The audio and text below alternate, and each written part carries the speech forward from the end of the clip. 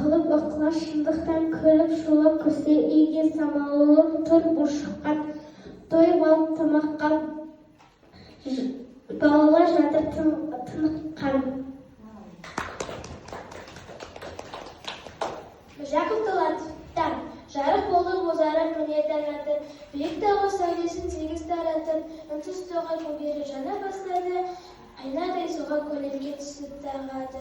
Шілденің күні ыстығымен қыздырып, құстар қонды қамысты көлді жаратып, даудақ бақыр шөлдің жалғыз қашпайтын, қауынға кеп бекінді аңдар жаратып.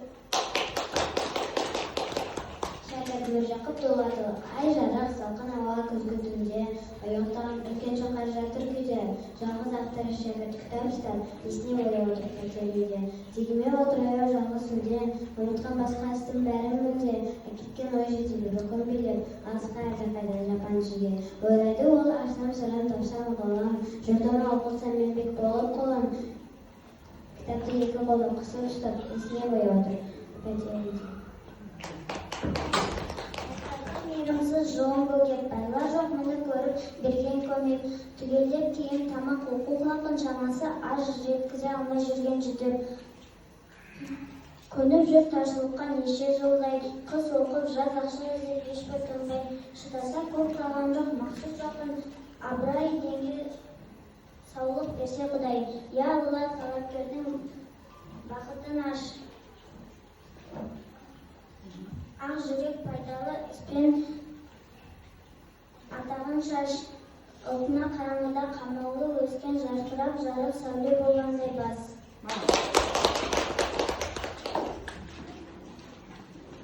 Көріңіз, ұяң қазақ, сахнада жас Міржақып, ауыл адамдары, жастар жандар.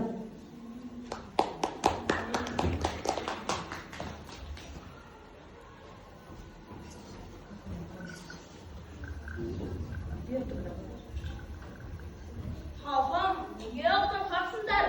Біліммен өнерден шөп салып, оянып керек. Бізге не керек оқу? Мал да бар, дәулет те бар, бұған сол емес пе? Мал да байлыққа соғалы. Ал білім, мәңгі ұлтты жетелейтін күш, оқу мен рух. Оян қазақ, оян елім!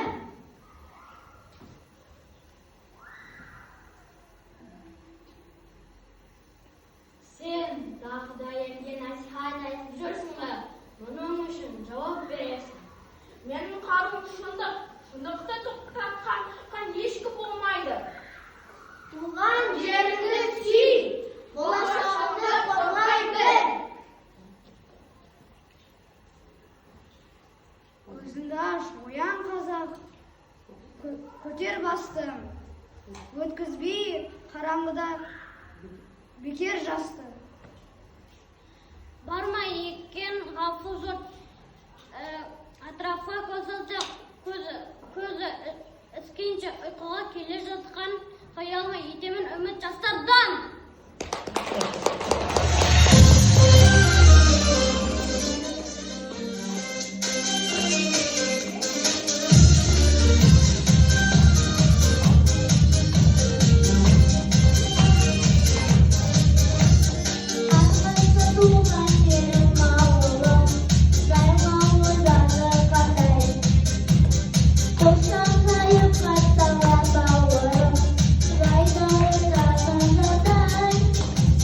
Ku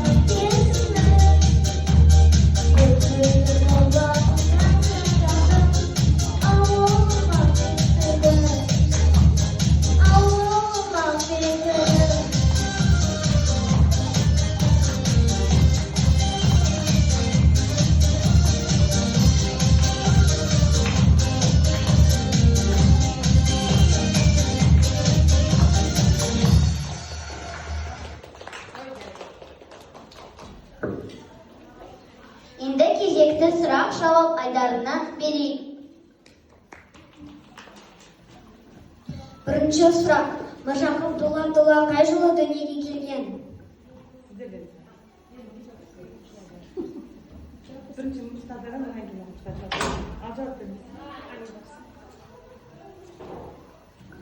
Батыстар 1885 жылы 25 қараша. Екінші сұрақ. Оның ең танымал өлең кітабы қалай аталады?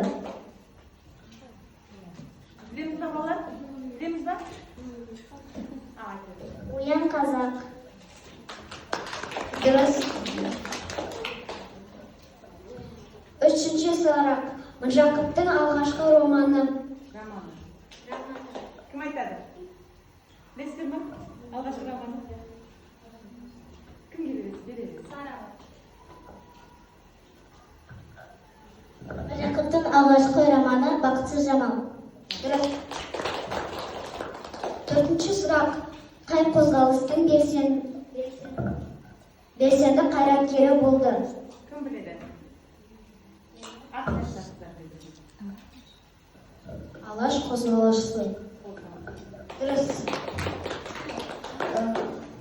Міржақып Дулатұлы белсенді қызмет еткен газеті. Қандай газет? Не жақтан біледі? Ана ұлбалдардан біледі? Теңдер біреуін шыға қойыңдар бері қарай. Батыр бере аламын. Қазақ газеті. Жарайды. Дұрыс. Оян қазақ алғаш қай қалада басылды?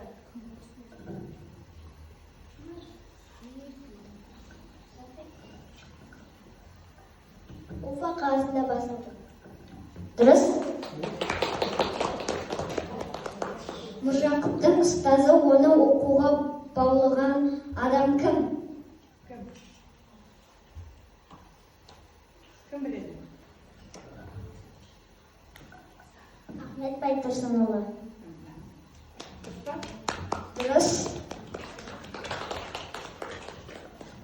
Міржақып Дулатұлының мамандықтарының бірі.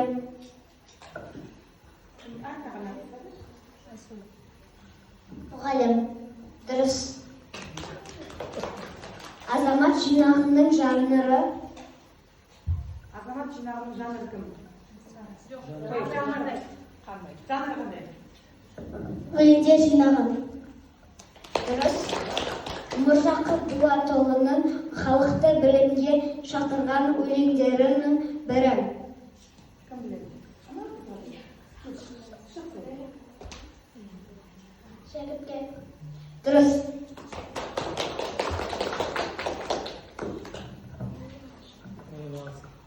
Бүгін біз Міржақып Дулатұлының өмір жолын мұрасын еске алдық. Алаш арыстарының арманы бүгінгі тәуелсіздік Қазақстан, Оян қазақ тек кітап атауы емес, ұлтының мәңгілік ұраны. Осымен бүгінгі Міржақып Дулатұлының 140 жылдығына арналған танымдық іс шарамыз өз мәресіне жетті. Көріп тамашалағандарыңызға рахмет. Келесі кездескенше сау болыңыздар.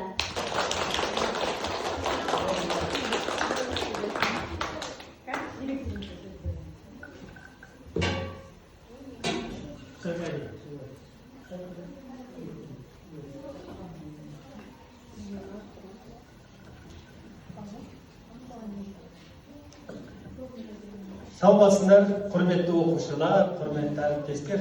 Қандай керемет бір іс-шарада бір араға келіп отырмыз. Мұнда қанша сынып, әртүрлі сынып бар? Қай сыныптасың? 3-ші А-ма бәрі? 3А. Бүкіл бәрі 3А ма? 4-ші А мен 3-ші А. Екі сынып отыр мұнда. Қандай жақсы, қандай керемет. Сендерге мектеп ұнайды ма? Қазір мынау далада сендерде көп анда мега бар, тағы не бар, жаңа Шымкент плаза бар, сосын парк бар, сосын үйлер, машине көп, сол бәрі ұнайды ма? Қандай жақсы, біздің өміріміз. Далада біздің қаламыз дамып жатыр, біздің мемлекетіміз дамып жатыр. Күшті мектептеріміз бар, өте жақсы жаңағындай осындай кітаптарымыз көп. Қандай жақсы өмір. Солды осындай өмірге бізді алып келгендер біздің елімізді ойлағандар. Осыдан 140 жыл бұрын, қазір егерде арамызда жүрген кезде Міржақып Дулатұлы атамыз қазір қасымызда 140-та болатын еді. Мен мысалы 42-демін. Ол менен 100 жас почти үлкен екен. Ұзақ, 100. Сол қасымызда болуы мүмкін еді. Енді ол кісі қандай болған? Өте гений болған, басты қатыс дейді. Көп тіл білген, жаңағыдай өлеңдер жинағы бар, роман жазып, кітап жазып, кітап жазу қиын ғой. Қазір жаттағанның өзіне қиналмадыңыз. Қандай қиын. Бірақ жазған. Ол жаттамады, ол жазған, өзі жазған. Өте ақылды болған. Енді ол сол кезде кетіп қалса, ой, мен болды кеттім, мен ақылдым, өмірімді сүрем деп Америкаға бір жерге, бір Парижға барса, Париж өте әдем болған 140 жыл бұрын. Күшті өмір сүруге болады былай. Бірақ ол кісі ол жасамады, ол қалды осында, Қазақстанда. Айтты, осы 140 жылдан кейін Айсұлулар келеді.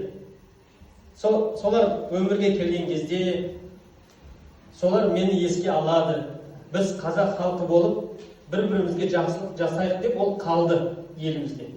Бірақ аш қалды, көп аш қалды. Тамақ жемеді, нан болмады ода, үйі суық болды. Оның сосын милиция жаңа келіп, сен алып кеттің ғой, келіп. Міржақып келіп алып кеттің, мен саған көрсетем деп. Солай қудаланды, өте қиын болды өмірі. Сосын қысқа болды, қайтыс болып кетті. Бірақ осы өмірді, осы сендерге, маған, барлықтарымыз жақсы өмір сүрсін деп, қандай жаңа жинақ жазған, кім айтты жаңа, Оян қазақ деп.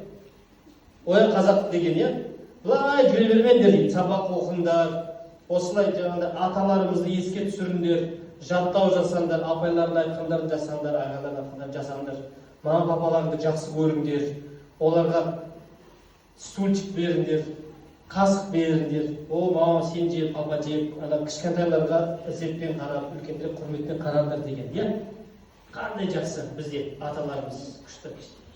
Солардың арқасында өте жақсы өмір сүріп жатырмыз қазір.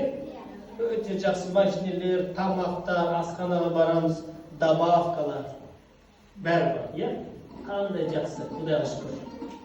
Сондықтан, егер де қазір Міржақып атамыз тірі болғанда, мұнда келіп сендерге рахмет деп айтатын еді.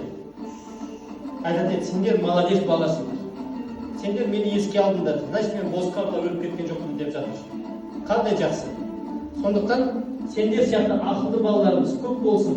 Өте жақсы. Іс-шараны ұйымдастырғандар, үлес қосқандар, сендер өте белсенділік танытып жасап жатқандар үшін алғыс білдіремін. Өте маңызды. Мен үшін, сендердің мамаларың үшін, бүкіл халқымыз үшін мынандай іс-шаралар өте маңызды. Айшын просто былай келіп кеттім деп ойламаңдар. Өте жақсы іс-шара. Жарайды? Бақытты болыңдар. Рахмет.